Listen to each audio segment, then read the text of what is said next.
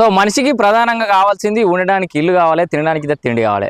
So తినడానికి తిండి కావాలని చెప్పేసి పేదవాళ్ళందరికీ అయితే ఆ రేషన్ కార్డులు ఇవ్వడం, సన్న బియ్యం ఇవ్వడం అయితే చేస్తోంది సర్కార్. దాంతోపాటు ఉండడానికి గూడు కోసం అయితే ఇందిరమ్మ ఇల్లు పథకాన్ని ప్రవేశపెట్టింది. ఎవరికైతే సొంత జాగా ఉంటుందో, ఇల్లు లేకుండా ఉంటారో వాళ్ళందరికీ ఇందిరమ్మ ఇల్లు అయితే ఇస్తా ఉంది.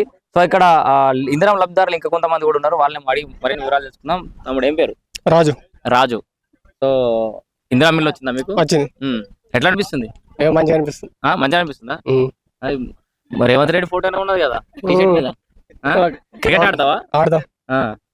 సో ఎట్లా అనిపిస్తుంది? మీ ఊర్లో ఏం నడుస్తుంది టాక్? యూత్ ఏం మాట్లాడుతారు?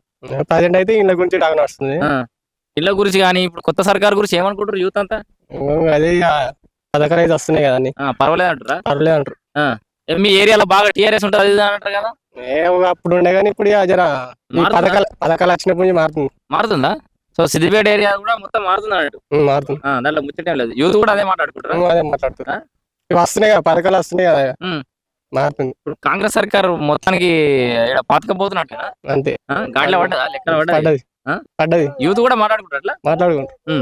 ఇంకా మిగతా పథకాలు ఏమేమి వస్తున్నాయి? ఇప్పుడు ఇందిరమ్మ ఇల్లు, రేషన్ కార్డులు వచ్చినాయి. ఇంకేమేమి వస్తున్నాయి? ఫ్రీ కరెంట్ వస్తుంది. గ్యాస్ వస్తుందా? ఓకే.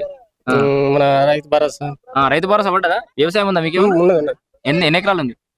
కొద్దిగా 2 ఎకరాలు. 2 ఎకరాలు ఉంది. రైతు భరోసా పడ్డా టైం? పడ్డది. సో అంతా బానే ఉంది.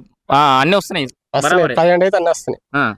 సో ఈ రైతు భరోసా గురించి ఒక ముచ్చట చెప్పు. 100 ఎకరాల వాళ్ళకి ఇచ్చిరు కదా అప్పుడు. సో ఎన్ని ఎకరాలు ఉన్నా ఇచ్చిరు. అండ్ ఈ రాళ్ళు, రప్పలు, కొండలు, గుట్టలకి ఇచ్చిరు. ఇప్పుడు అవన్నీ కడిగేసారు. కరెక్టే అంటవా? కరెక్టే. అది ఇట్లే కరెక్ట్ ఉందా? ఇట్లే కరెక్ట్ ఉంది. అనవసరమైన భూములకు సాగు యోగ్యంగా ఇచ్చుడు కరెక్ట్ కాదంటు. కరెక్ట్ కాదు. సాగు చేసుకునే వాళ్ళకి సాగు చేయని వాళ్ళకి ఎందుకు వెళ్ళాం? అంతేనా? కష్టపడే వాళ్ళకి వెళ్ళాలి కదా. ఆలోచన మంచిగా చేస్తుందా ప్రభుత్వం అయితే? ఇప్పటి వరకు అయితే మంచిగా చేస్తుంది.